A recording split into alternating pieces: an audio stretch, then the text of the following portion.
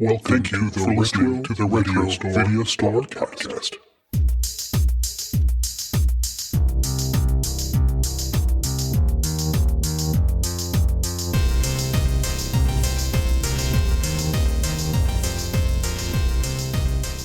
Welcome everyone to the Retro Video Store Podcast. I'm your host Eric. Hi Eric. And that's my co-host Neil. I'm Neil. And let me ask you a question. Who to hoe? That would be Idaho.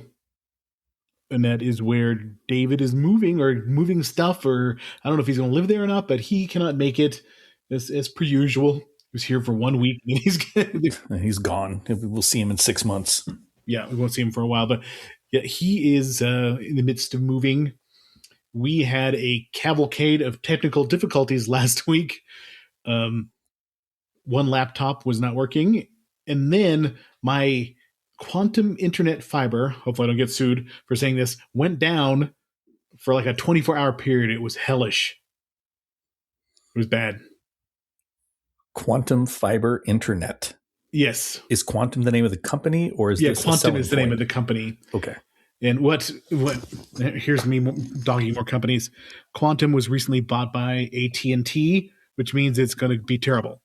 Just like when AT&T bought DirecTV turned terrible. So I'm giving it maybe another month to see if things stabilize or not. If not, then I'll have to go back to Xfinity's cable internet, which wasn't 100% great, but it wasn't out for 24 hours. I'm running AT&T right now, and I haven't had any issues. I had massive problems when I had Xfinity. It was dropping all the time. Well, that was the problem with this old man talk. Let me turn it on the internet. We would have Xfinity. It would work really well, but then all of a sudden you would have times where everything would just be super, super slow. Like you'd be upstairs, and I even have Wi-Fi booster, extenders that go with the Xfinity, Wi-Fi router, and it would still suck. So far, when it is working, quantum internet is good. Quantum. But not when you have a 24-hour outage. So we missed last week, but we're back this week with Scream 2, which I had not seen in a while. Has its goods, has its bads. But I'm hearing that Scream 7 is awful.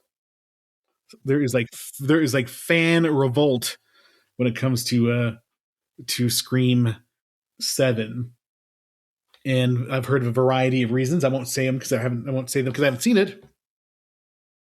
But they originally had a big issue where they had Melissa Barrera was who played Billy Loomis's daughter.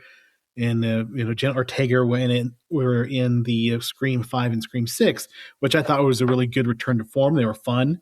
And then Melissa Barrera said something defending Palestinians, and then they canceled her.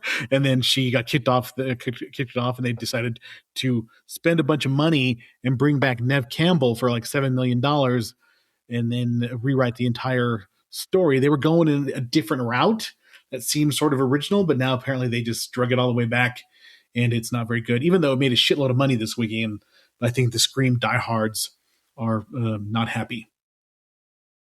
Well, that was a lot. That was a very complicated little bit right there, and I appreciate you doing the research and going into that. And I feel a better man knowing this. So thank you. I was interested in seeing it. I wanted to see Scream 7. And in fact, I was like, oh man, maybe we'll go see it in the theater. But as soon as the horror nerds on Reddit were out with pitchforks and torches, I was like, maybe I won't. And I'll hate to say it, I'm swayed by fan opinion, especially if they're like-minded nerds like me. It makes me want to avoid it. I'm sure I'll eventually watch it, but I'm going to avoid it now. But did you see the preview for Scary Movie, the new Scary Movie 6? Did not. It looks really funny. It looks like it's going to be totally extreme, but they're making fun of like Terrifier and Weapons and Sinners and all the kind of movies they're at now. But it's got Marlon Wayans and Sean Wayans again and Anna Faris. So it's got everybody from the original. And I think Chris Elliott's in it with his little arm and stuff like that. So apparently, sweet. It's sweet. It looks funny, but also really, Wayans brother-esque. Yeah, it's been a while since we've had one of those types of movies. Yeah, and it's been a while. It's been a while, but this one looks pretty funny. I do really enjoy Scary Movie, the original, and so much of Scary Movie taints.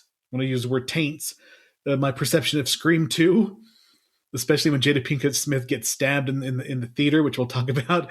They do such a good parody of it in Scary Movie that it's hard for me to take it seriously in the actual movie that we're about to talk about. But let's do what we always do. Do what we always do. That sounded really weird when I said it. Let's do what we always do. Neil, what have you watched since we last recorded? Oh, not much. Life has just been sort of bending me over and taking advantage of me unlubricated, and not been a ton of fun the last 2 weeks at the at my old hacienda. Yeah, it is what it is. Things are just that way. Got to deal with housing out here. It's just getting so expensive. We're probably going to end up moving, and that's going to basically double what we're paying. It's going to be obscene. Just all sorts, just adult shit. Just dealing with adult shit, and I'm tired of it. And I want to win the lottery. God damn it! Yeah, I'm sick of this. I'm sick of going to work and dealing with all this shit. God damn it! I'm a nice guy. I should win the lottery. I'd give to charity and shit too. Same here, and it's always like somebody who I'd give to charity, really and I'd give to Bubbles, and I'd give to Cinnamon, and I would give to the Spearmint Rhino in Vegas. It always seems, and I hate to, I don't want to sound like an asshole, but it always seems like the person who wins the lottery doesn't really need it as much as I do. It wouldn't have as much fun with it as I would have with it. You know what I mean? Like exactly. Close friends, boom, new houses are paid for. Kids have tuition, new truck, new car, whatever you want. I would. There's an abandoned movie theater here in Colorado Springs that I would buy and make it my own movie house, kind of like the Jean Cocteau Theater is for George R.R. Martin in Santa Fe, and what's the one that Quentin Tarantino has in L.A. But I'd love to have my own. The Golden Foot. Theater. Yeah, the foot, the tasty toe. I would like put one screen with regular mainstream movies. That way you can make money, maybe be a viable business. But the other smaller screen would be pure, whatever the hell I wanted. Giallo nights. I was about to say Italian shit.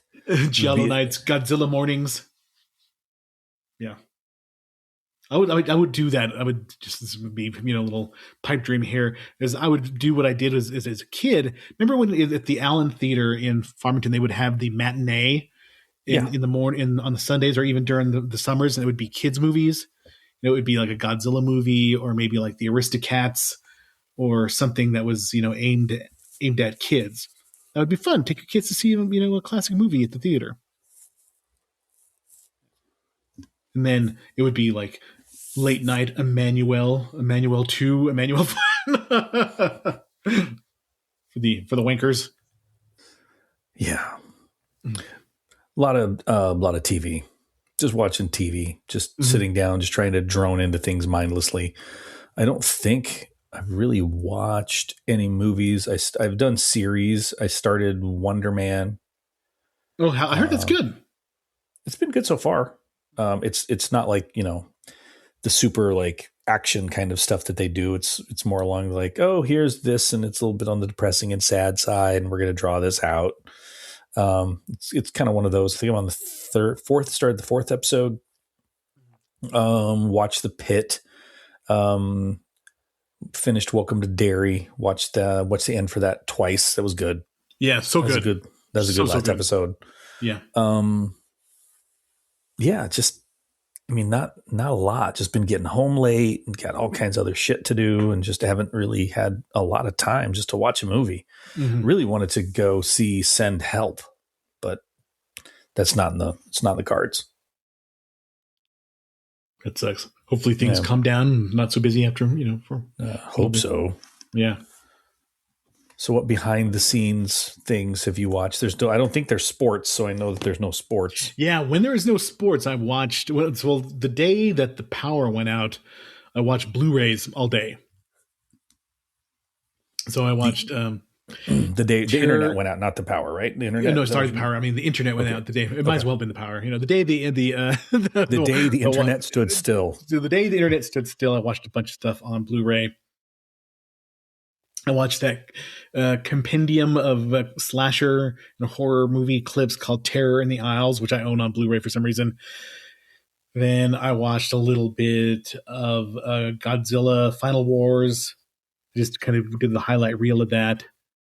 And then I just kind of, I watched a little bit of Gotcha Man, the series on Blu-ray. You go. That's a good one. Which is fun. But I did watch a movie that kicked my ass. I thought was so good. And it wasn't this week, it was last week, but I cannot stop thinking about it because it was so awesome. A Chinese ghost story. Yes. It was I remember you texting me awesome. about that. Yeah. I've only ever seen pieces of it. It's on Shudder right now. They have a bunch of Chinese horror movies and Chinese cinema. And it's also on Tubi to stream if you like, but A Chinese Ghost Story is so much fun. It is like part Evil Dead, part Crouching Tiger, Hidden Dragon, part zombie movie part. It's so many things smashed together. It was made in like 1988 to 89 around there, but it's got some really good wire work. It's got a lot of really cool it's like basically almost like a video game where the Buddhist monk is helping this meek tax collector guy rescue his ghost girlfriend from damnation. And the Buddhist monk has it's a big book of spells, and he can shoot fireballs and do all sorts of cool stuff. And it's a really, really fun movie. I highly recommend it if you have not seen it. A Chinese Ghost Story. I've always heard that it was good, and I wound up watching it and really enjoying it. I'm looking for Mr. Vampire, which is not streamable right now. Hopefully that comes back because I've been in the mood for a nice hopping Chinese vampire movie. Hopping Chinese vampire movie. All right. They put the little yellow script on their heads, like a little scroll, and it keeps them from jumping. Yeah. But if it falls off, then they jump with their arms out and stuff. It's so fucking cool. It's really cool. Chinese cinema is underrated. There's so many cool stuff, especially your Golden Harvest movies, your Shaw Brothers. There's a lot of cool stuff out there. Also watched Malcolm X yesterday. I was taking a nap and I watched pretty much all 3 hours of Malcolm X, which I think is one of the best biopics ever. Denzel Washington just nails it. It's a really good performance. I just like the transition in the story of him being, like a petty crook to being in the Nation of Islam and then converting to traditional Islam and then changing his ways a little bit more. And then of course he gets assassinated, but it's really good. Really good movie. One of Spike Lee's best movies. It made me want to watch Do the Right Thing and Jungle Fever, which are my other two favorite Spike Lee movies. I remember trying to watch Do the Right Thing and my parents coming in while I was watching it, and there was all the cursing and them freaking the hell out. What are you watching? That's funny. Yeah. Not to talk ill of the dead, but then my dad may have said a few other choice things, and I was like, "Ooh, okay, yeah. let's just move around this. Thanks." Yeah. Well, right now it's stressful times in the world, and we both have sons, and we were talking the other day about this happened to us though when we graduated, when the Gulf War was about to happen. One of our history teachers is like, "Oh yeah, you're going to serve. You're all going to go. You're going to go. You're going to get drafted. Yeah, you're all going to get drafted." Didn't happen. I saved that young man's life. Guy was such a fucking asshole. He was. Yeah. I will say, because he was also the driver's ed teacher, that so you had to drive. You got to drive based on your score, right, in the class. I had a really good score. I was supposed to drive in the first group, but my birthday's in June. So it's like, it'd be closer to my birthday if I went in the last group. So I was driving with two morons. One of them who has since passed on, rest in peace, Chris. And you and I both know that this guy's favorite pastime would be to pull over and get a cup of coffee and a big donut. Yeah. And then have you driving around. And that's the last thing he needed was a donut. Didn't need the donut. Mm-hmm. And he would do shit like yank the wheel and like try to give you a wet willy and stuff like this while you were driving. He'd bat it away and he'd get really pissed off. And you're like, you're messing with the driver. So Chris told me, he's like, next time he gets a donut, you watch. And we're in a big old V8 car. That thing was, man, that thing had a hood that went on for years and it just had a brake on his side. And he goes up to take a sip of coffee and Chris goosed that engine and that car lurched forward and coffee just went everywhere. And I just remember he just, he tried to do that scary dad look when your dad had that one like stare that was supposed to be scary, but it like wasn't really scary. He kept doing that. And I was in the back seat and I was like, don't laugh. This is going to be so bad if you laughed. It was so goddamn funny. The guy was such a dick. He was. I think he's still alive. I don't know. Yeah, don't care. Don't care. So, all right. So it's time to talk about Scream 2. And it's one of those movies that it depends. This is highly dependent on the mood I'm in. Highly dependent on the mood I'm in to whether I enjoy it or not. And I watched it like 2 times in the past 2 weeks. The first time I was more receptive to it because I think maybe I was hyped up for Scream 7. I watched it and I enjoyed it. And then I watched it again this past week because Showtime has just been showing Scream nonstop. The first 4 have been in a constant rotation on Showtime. So anytime you turn on one of the Showtimes on YouTube TV, Scream 1, 2, 3, or 4 is on. So I watched the most of it, and it kind of annoyed the shit out of me.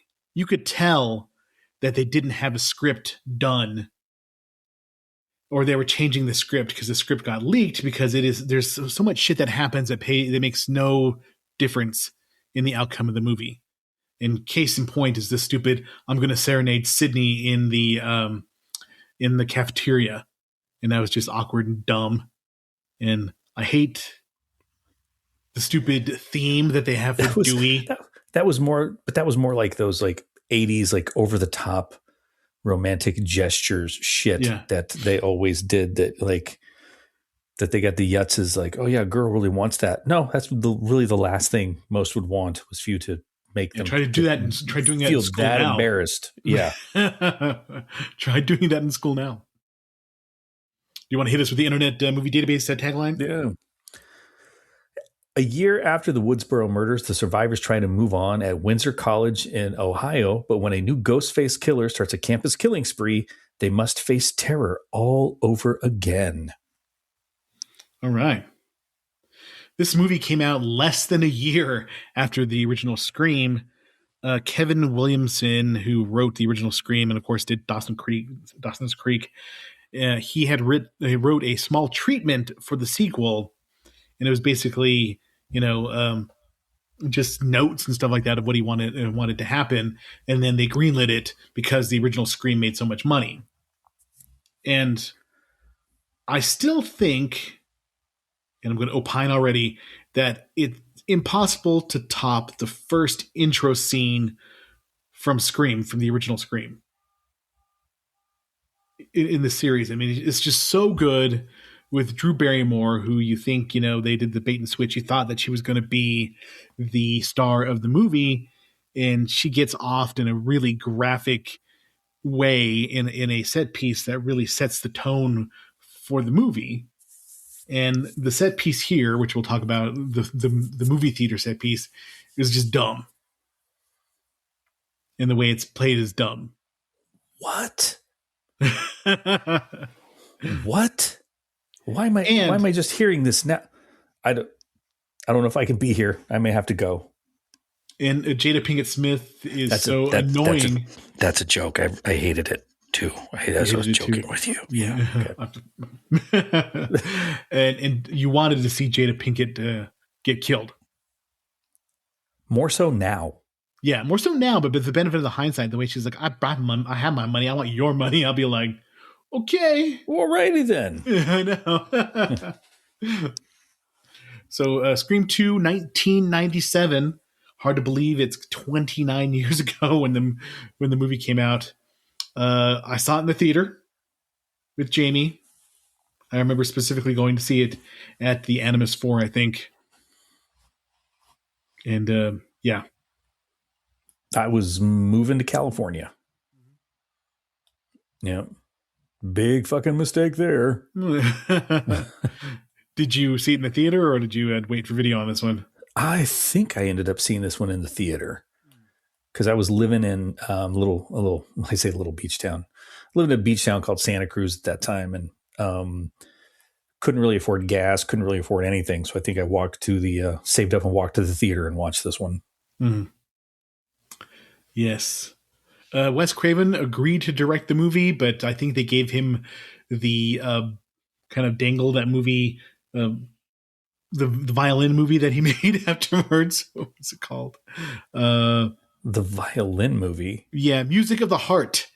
He made in between Scream 2 and Scream 3, and it was directed by Wes Craven. It starred Meryl Streep, Aidan Quinn, Angela Bassett, Gloria Estefan, Jane Leeves, Kieran Culkin.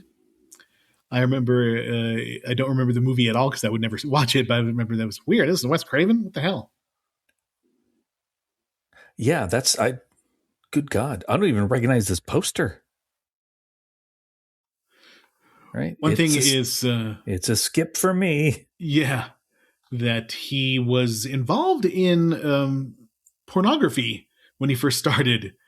He worked in the pornographic film industry. What was Wes Craven? He was some see what it did? Porn, yeah. Thank you. He has a crew credit on Deep Throat and served as an assistant director and editor for a movie called It Happened in Hollywood and edited Kitty Can't Help It.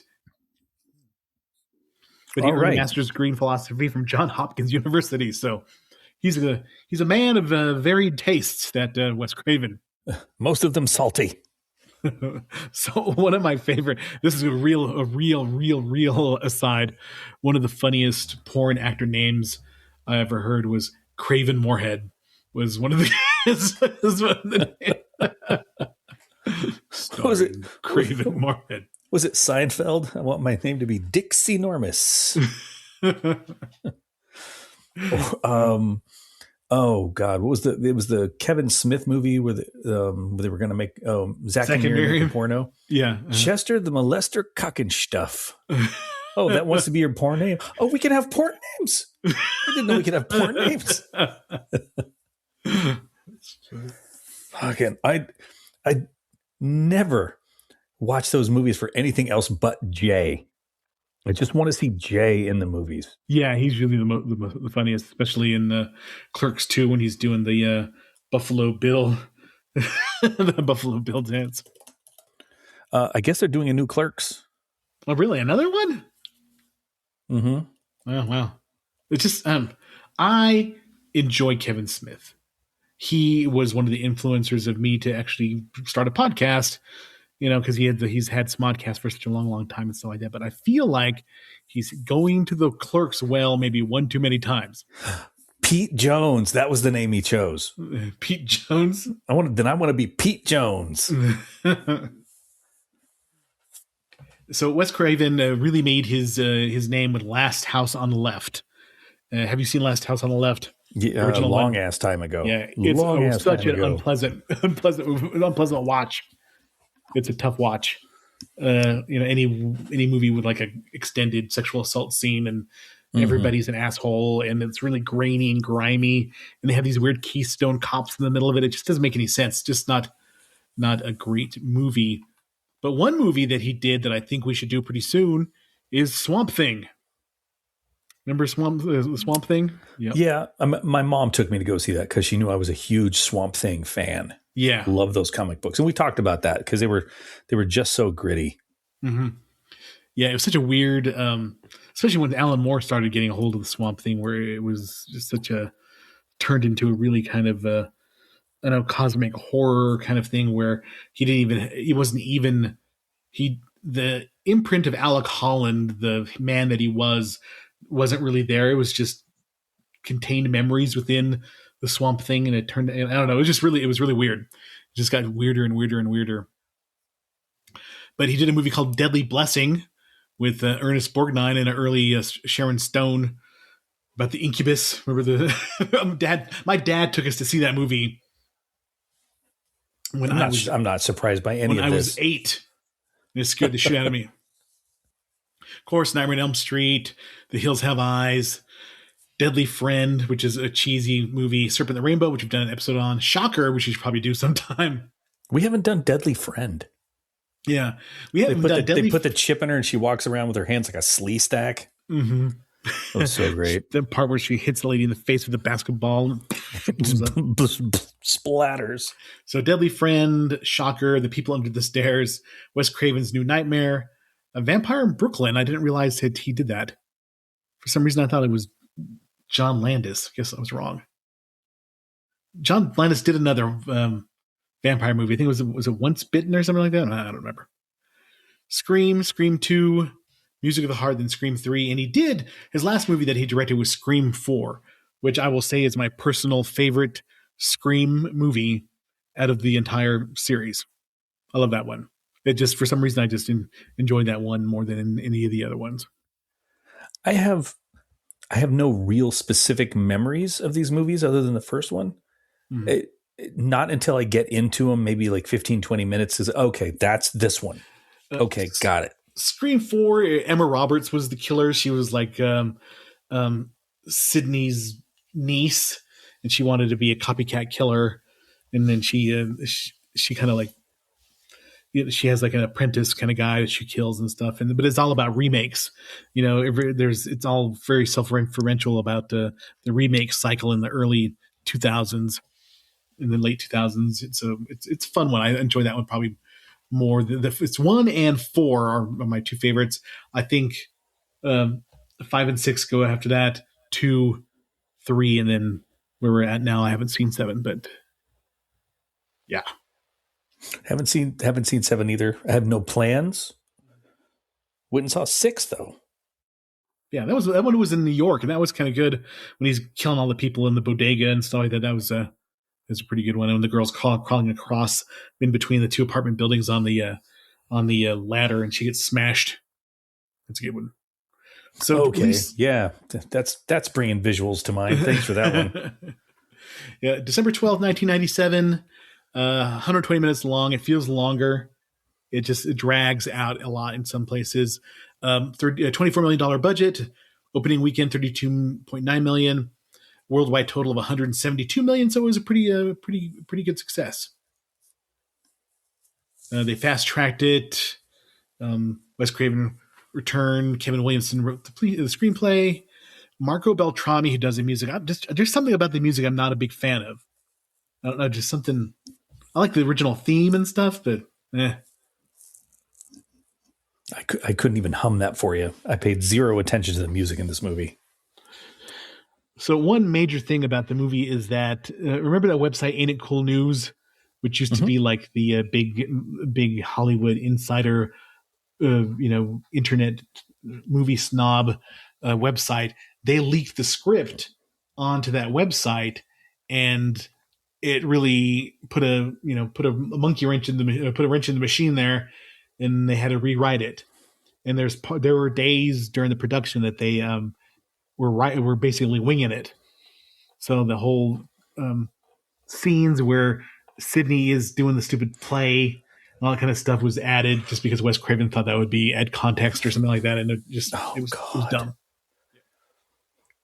That was almost as bad as Spider-Man dancing. That's so bad.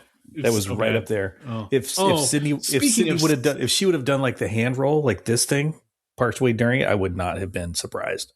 My friend, right before we started recording, my friend sent me my friend Andrea sent me a message that Bruce Campbell has cancer. I saw that. And that's super sad. Yeah. But we don't know what kind of cancer. He might beat it. He might be fighting it. Go, Bruce. So, yeah. But that's a bummer. So in the original draft, Sydney's boyfriend was one of the killers. Her roommate was also a killer in one of the versions. And they can't have. See, they couldn't have done that twice in a row. Sydney's got another boyfriend. Yeah, sorry, bitch. Yeah, Boom, you're done. You're out of here. But Mrs. Loomis was also the killer as well. So that part stuck. And that's the only part that I actually thought was good. I mean, one of the parts I thought was good is Laurie Metcalf plays a really good crazy lady. Yeah, she played Psycho pretty damn good. Unblinking craziness. So cast, Nev Campbell comes back as Sydney. Courtney Cox is Gail Weathers. David Arquette is Dewey. Liev Schreiber is Cotton Weary. He does a pretty good job of playing like a shitty kind of guy, a dunce, who just wants fame rather than anything else. Sarah Michelle Gellar plays frat sorority girl. Jamie Kennedy is back as Randy. And I think we'll talk about it when it happens, but yeah, that's one of the unforgivable sins of the franchise is killing off. I enjoyed the hell out of that part. Oh, really? I just feel like Go ahead. I always thought he was like the audience surrogate. He's the one who knows about the movies and the rules and things like that. So when he got killed, it was kind of a. See, I felt like he was the parents in a Disney movie.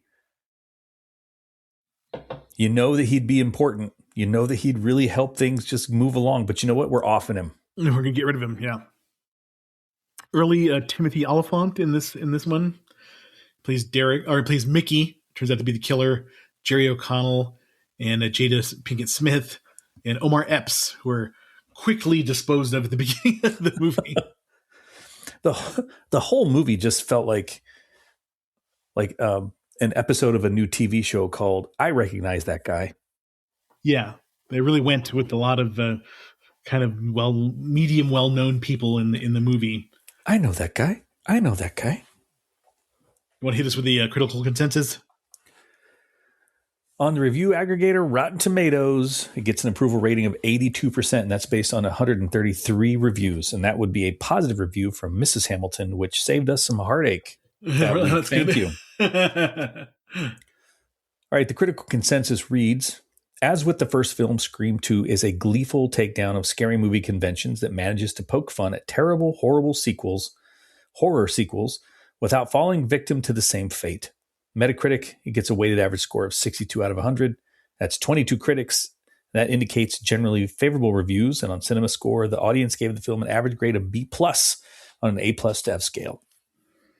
Both Gene Siskel and the New York Times' Janet Maslin gave the sequel positive reviews despite their negative response to Scream. Maslin remarked, Scream 2 almost works as straight satire. It's so sharp, pardon the expression, that no pretty young things absolutely had to die. Roger Ebert stated the film was about as good as the original, but lamented that Scream 2 is gorier than the original, and that distracts from the witty screenplay. Shut up.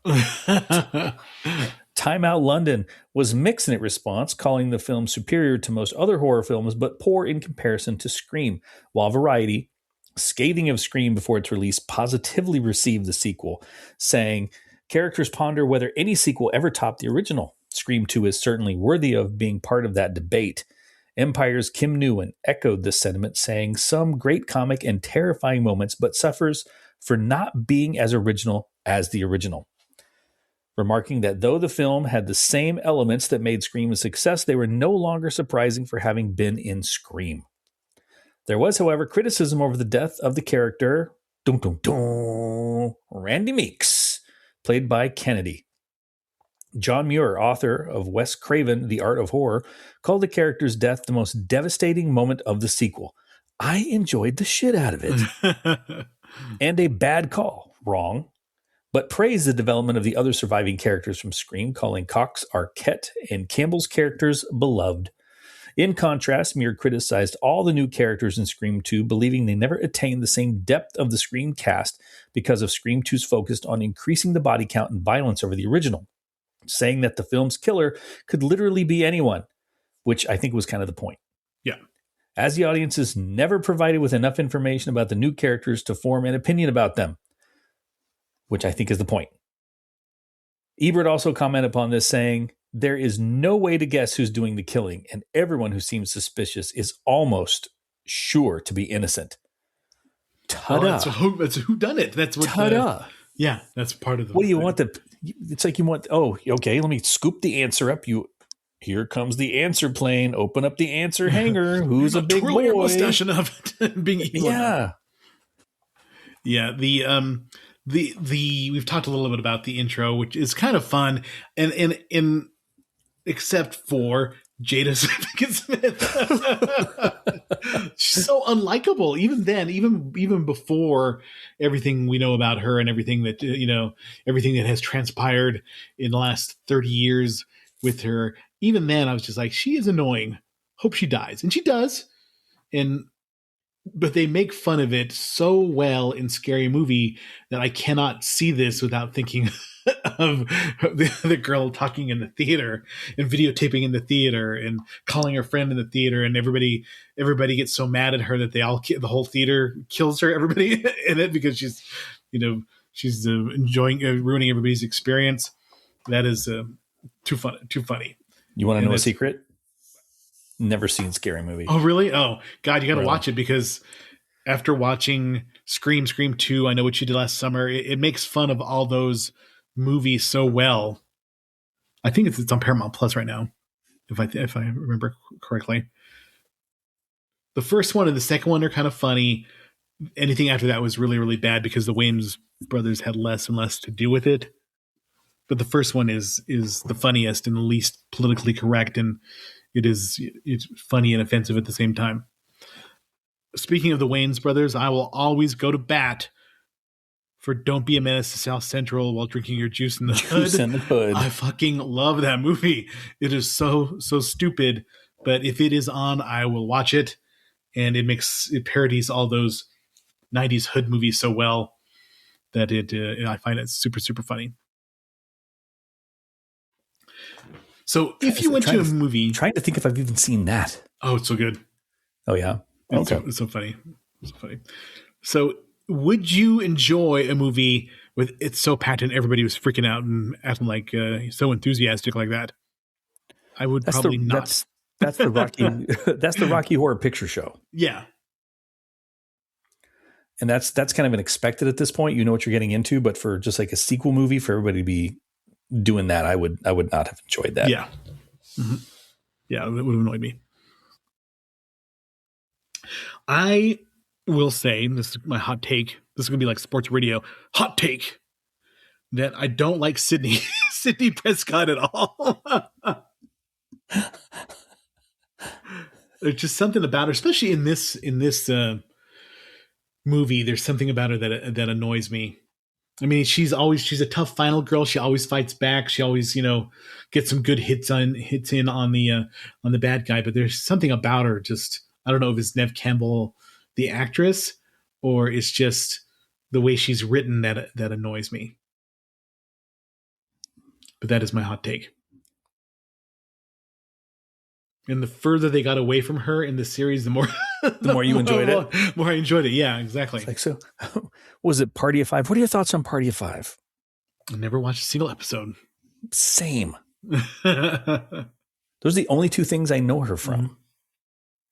Yeah, she didn't really have much. I mean, not to be mean, but I can't think of anything. Oh, she was in Wild Things, which we need to do. It was the one with Denise Richards and Neve Campbell, Matt Dillon, and Kevin Bacon, and Bill Murray. You get to see Kevin's bacon in the movie. Yeah, and I'm again trying to think if I've actually seen all of that movie too. That movie is actually clever and knows exactly what type of movie it is. It knows it is like a Southern noir pot boiler kind of movie, and it plays into it. And it is just over the top and funny and cheesy, and it knows it is, so you can enjoy it. It doesn't pretend to be anything except for what it is, and it's enjoyable. Had a lot of shitty direct-to-video sequels, but the original one was pretty good. So, how hard would you have to punch a knife through a bathroom stall to get somebody in the head? So I'm thinking that plastic stuff they make them out of now would be pretty tough. But if we're talking old school, it's just like thin metal and probably hollow. Mm-hmm. And I bet you could get through that. if you were strong enough. But if it's the plastic ones, the composite ones now, no, Yeah. it never happened. Mm-hmm. So he gets stabbed in... And good aim, by the way. Yeah, exactly. Perfectly stabs him. In Scary Movie, there's a glory hole joke in that during that scene. I'm shocked. I'm shocked. It's super funny. I like the movie within the movie with Heather Graham and all that kind of stuff, more making kind of a shoddy version of what happened in the original. That part, I think a lot of the metatextual comments on the sequels were pretty good. I thought everybody was kind of film bro-y, you know. Nev Campbell's Flapjacks. What are you talking about? So Sydney is at college. She's trying to live normally, you know, and she's got caller ID. You're gonna leave everybody hanging. You just said Nev Campbell's Flapjacks. And Neil put a topless picture of Nev Campbell in the show notes, which he traditionally does. If you follow us, whenever there's a movie that we're doing, he tries to find a salacious picture of whoever's in the movie. Don't act like you don't appreciate it. I do appreciate it. I do. Okay. It keeps me focused on the notes. I don't know. Just it takes a while for the kills to get going. You know, there's a lot of buildup with Dewey and Gale and everything like that. It just I don't know. It takes a while to get going, and finally, you know, Michelle Gellar's character gets offed, and the kills start happening, and it starts to pick up. I do like the way Randy was hucking her right off the balcony too. I like that Randy was killed in broad daylight, and he was being harassed. He's all "fuck you," and he says, "You'll never be the lead. You'll always be the sidekick or whatever. You'll never get the girl." And pulls him right into that van. It's always the windowless vans. So let's ask the question: what are your favorite sequels? What do you think are the best sequels out there? Star Trek 2. Oh yeah, one of the best. Yeah, one of the best sequels. Aliens. Yep. Great sequel. Oh man, great sequels. The Empire Strikes Back. Yep. Great sequel. What else are we looking at here? Terminator 2. T2. The Wrath of Khan. Yeah. Star Trek 2. That's an amazing one. Good Lord. Those are the Godfather 2. Godfather. Oh yeah. Well, I don't think that surpasses the original. I think those are kind of on a level playing field. Yeah. They're basically this one piece to me in a way. Movie. One long movie. But yeah. That's like the Lord of the Rings movies. That's just one big long film. Mm-hmm. You got to watch the whole thing together to really get the feel for it. But those kept getting really good until they got to the Hobbit movies and they started making shit up.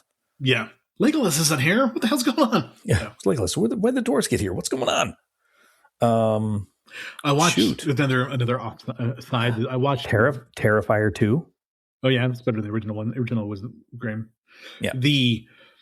Speaking of the Hobbit, we just went from Godfather 2 to Terrifier 2 in the same definitely conversation. Not on the same level as the Godfather 2, but I watched a documentary video about the Rankin and Bass Hobbit movie.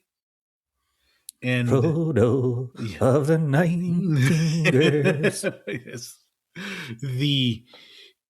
They farmed some of the work out to a Japanese animation studio, which turned into Studio Ghibli later. So some of those, the animation is a little choppy, but those backgrounds and some of the other, the other things are very Ghibli-esque in their detail. But that's all we had when we were kids, man. That was that and the Return to the King movie, animated movie, were the only. That's all we had when it came to Hobbits, and we loved them. Don't get me started on the Ralph Bashki rotoscoped Lord of the Rings movie, which is really, really bad. Batter, jabber, whip, and hammer. Ho, you go, my lad. Down, down, the goblin down. Yeah, those goblins are scary. Those things were creepy as hell. Those haunted my dreams when they opened up their mouths with those big gaping maws. Mm-hmm. Wow. So I think the most suspenseful part of the movie is when Ghostface steals the car while Sydney and her roommate are in the car. And of course, the people, the officers assigned to protect her are easily killed. And the one guy gets the rebar stuck through his head, which was actually pretty good gory part. But when Ghostface is knocked out and she has to crawl over him, that was always really suspenseful part. That's probably the most suspenseful part of the movie, especially if you're watching it in the zone, ready to accept a slasher movie. That part was really good. And when we saw it in the theater, everybody was gasping. I distinctly remember that as really a high, tense moment for the movie. I got another good sequel for you. Dewey getting stabbed. Oh, Dewey getting stabbed? He gets stabbed in every movie. Dewey takes a licking and keeps on ticking. Yes, he does. He gets stabbed a lot. Well, there's also one part that I thought was cool. It always sticks out in my mind where Dewey gets stabbed in the college, like they're in like the AV club part of the college and stuff, and she sees him get stabbed on the other side of the window, and then he's coming in and she blocks the door. Always thought it was cool the way Ghostface has his hand partially in the door and he's like swinging wildly at her. Yeah, I thought that was a cool part of the movie. It just shows how deranged they are. Yeah, or coming at Jerry O'Connell with that thing. Thunk. Knife is sitting right there. That always annoyed me. Like, slap that knife with the palm of your hand really hard, and then open the door and grab that guy and just beat his ass within an inch of his life. Yeah, and that was done to make him look like he's the suspect because he only got a slight wound on his arm. See, I got to be in the right mood because if I'm not when I'm watching these movies, I'm just sitting there thinking to myself, just like, haul ass, pussy. Yeah, like, why are you going so slow? Fight back. It's not Jason. If it was Jason, it doesn't matter if you fight back. You just need to get in the car and drive and get on a plane and go to a whole other country. And eventually Jason's like, there's some killing to do over here. You'd be fine. You'd be great. So the new guy who just randomly makes friends with Randy and everybody, Mickey, he was pretty obviously probably the killer in hindsight because he has no connection with them. He looks like a freak. He acts weird. He knew that he was probably going to be one of the killers. Long freaky stares. Yeah. Just kind of, the dead-eyed stare and things. Yeah. But I did, I'll say again, Laurie Metcalf as Debbie Salt, Billy Loomis's mother. She was good. She was really good at acting crazy and not blinking and just that she never blinked. And every time she talked, I think maybe there was one when she's injured, she blinks a couple times, but up to when she's, holding everybody hostage and stuff like that, she doesn't blink at all. Yeah. Got some Jenna Ortega Wednesday action with the non-blinking. I keep thinking of the way Mickey's like, it's Billy's mother. the way he said that.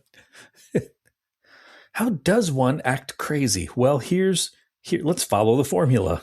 Yeah, he's really swinging for the fences with the crazy acting.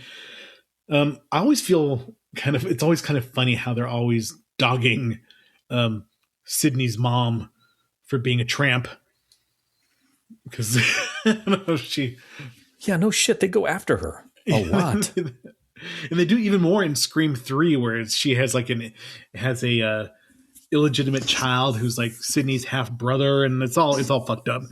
But they really, are shitting all over poor Maureen Prescott for having a libido. we gotta figure something else out. And it's they were they were conjoined twins and they were separated by a tragic hatchet accident. And then the other one, who only has 3/4 of a right hand, is coming back to kill his brother and Sydney because they both have full hands. Oh, he's had it up to here with these guys. The ending kind of dumb where they're fighting around on the stage and she's throwing prop rocks at her and other things. I like the prop rocks. You like the prop rocks? I like the prop drinking rocks. with soda. Yeah, you put them in there. It feels like it's going to explode. I love the prop rocks. So of course, Miss Loomis. Can we talk about the stage production? Can we please talk about that? Where nobody noticed that there was someone who was not even in fucking costume or with the mask on running around. Yeah, that part was just lame. I repressed that part. Dude, when it comes that on. guy could give Batman lessons, man. He pulls a fast fade. He's there and he's gone. I wear this as a symbol to scare people. I'm not wearing hockey pads. I'm wearing a latex mask. Looks like a stretchy-faced ghost. So speaking of superheroes, supposedly with that movie Hoppers, there's supposed to be a Spider-Man Brand New Day trailer coming out with that. So I'm looking forward to that because it's supposed to have the Hulk and the Punisher in the new Spider-Man. Well, the Punisher 100% because I'd seen set photos with John Bernthal, and I love his Punisher. Love. The best one, and I can't remember his name. He was in the Ahsoka series, big British guy. He passed away after it. Mm-hmm. His Punisher was just brutal. Punisher so Warzone, good. I think was the movie just brutal. It was so good. John Bernthal's was great. Did you watch any of the Daredevil and the Punisher? No, I want to. I still haven't got to Dude, that. There's just, with me with series, it takes forever to. I think if I started it, I would be like into it, but it just takes. Yeah, I don't know. You know the scene in Old Boy with the hammer. Yeah, going down the hallway. Mm-hmm. He gets a similar scene inside of a jail block, a cell block, as the Kingpin locks him in there, and he's like, he just kind of exhales and just goes to work. Mm-hmm. That sounds badass. Oh, it is. It's really good. John Bernthal. And I mean, the dude, he's been punched in the face a few times. That nose is not in great condition. So Debbie Salt, a.k.a. Mrs. Loomis, she decides that she wants to hire Mickey on some sort of like a serial killer forum. And she funds his ability to go to school and to kill everybody and stuff like that. It's her long-range plan. That's kind of a long-range plan. It's like, okay, we're going to get your grades up, and then you're going to get into this college, get your SAT scores going. But then she quickly kills him as soon as the jig is up.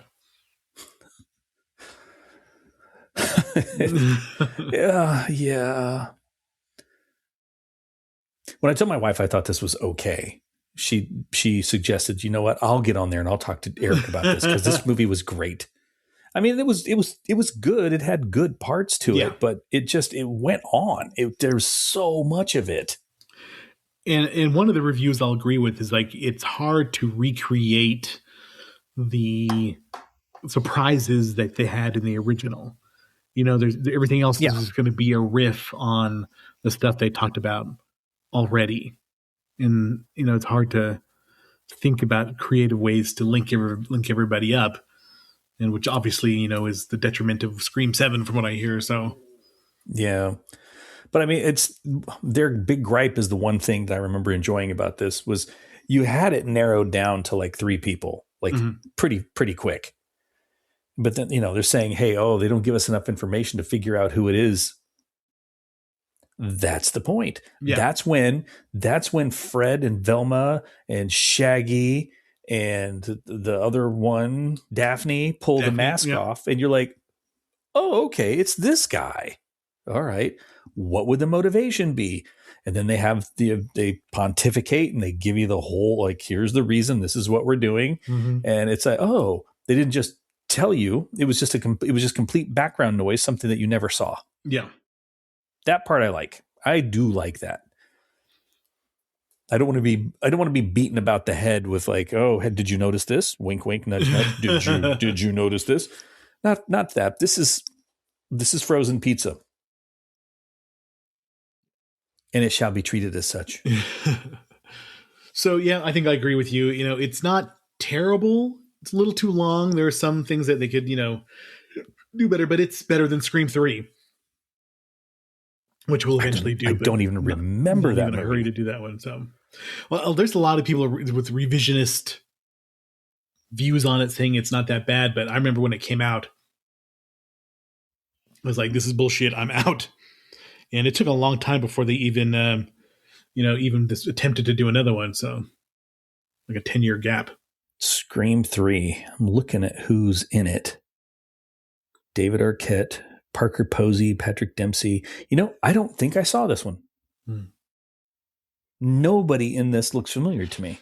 You know who I keep getting mixed up in my old age, or now that they look, well, maybe I don't know if they really look similar, but they give off a similar vibe, is Dermot Mulroney, and then what's the guy you just talked about? The guy from McSteamy or whatever the hell his name is.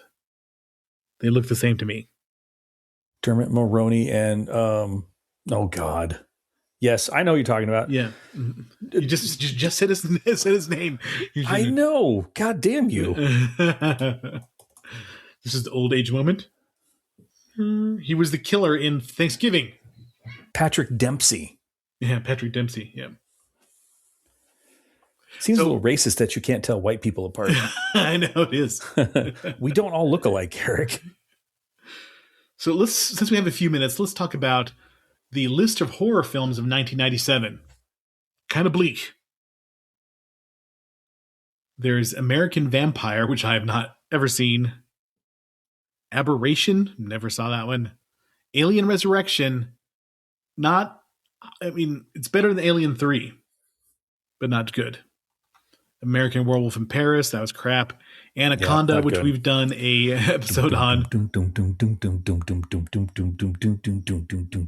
you see the new one? No, I haven't seen it yet. I hear it's funny, but I haven't seen it. It's just stupid and fun. You got to see it. There's a movie called Bleeders, Campfire Tales, The Creeps, Cube, which I hear is decent, but I've never watched it. The Devil's Advocate, which came out 1997. Meh. Cube isn't bad. I'm recalling Cube. Cube's not bad. Devil's Advocate, not bad. I just, Pacino was like yelling every scene. Keanu's trying to do a Southern accent. Charlize Theron is looking fine. The 18th Angel. Event Horizon, which we've done an episode on. Oh, yeah, that was a good one. Fever Lake. I've never even heard. It's Corey Haim. Mario Lopez. Wait, Corey Haim and Mario Lopez in the same movie? Holy shit. House of Frankenstein. I Know What You Did Last Summer, which we'll eventually do an episode on. This was the 90s slasher boom. I watched it about a month ago. It was sort of entertaining, but very 90s. I mean, like so 90s. It's not even funny. The Manson Family. I remember seeing that advertisement in like Film Threat magazine. Exploitational horror film about the Manson family. Mimic, Guillermo del Toro's first movie that I remember him producing. The Necrophiles, The Night Flyer, Stephen King adaptation. Night of the Demons 3, which I have not seen. Haven't seen it either. The Relic, not bad. Yeah, not bad. Yeah, not terrible. Not a bad flick. Yeah. Spawn, the movie based on the comic. Could have terrible. Been done so much better. Yeah. Twist of Terror, The Killing Jar, Wax Mask, Wishmaster, Wishmaster is one of those not great movies, but Witchcraft 9, Bitter Flesh. So, wait, Witchcraft 9? 9, yes. Already? Wow. I didn't realize. Light as a feather, stiff as a board. Light as a feather, stiff as a board. I think that was The Craft. This was that shitty. Whatever. Same thing. All right. Well, anyway, that is our episode for this week. Sorry we're a week late. Next week we're doing a very cheesy movie from the 80s, but it predicted a lot of things that are happening now. Runaway with Tom Selleck and Gene Simmons. If you have not seen it, it is on You're just Tubi. doing anything to get a movie with Gene Simmons right now. Well, I could have done Never Too Young to Die, where he plays that. Ragnar! That was so fucking weird. Set in those clips. Like, what are you doing this to me? Yeah, but check it out. Runaway. It's a nice little slice of 80s cheese, science fiction. It was on HBO all the time, but I'm sure I'll mention that in the episode. I watched this one in the theater. My mom's a Tom Selleck fan. So. Nice. All right. Well, I'm embarrassed. Hit us up, rvspodcast222@gmail.com, or read your email. Go to Buy Me a Coffee and buy us coffee if you'd like. We are on Instagram and we are on Facebook. So check us out there. All right, everybody, just a little piece of advice before you try to record an hour-long podcast. Do not drink a Coke. Makes the last 30 minutes really difficult, and I hope everybody has a great week. All right. Take care, everybody.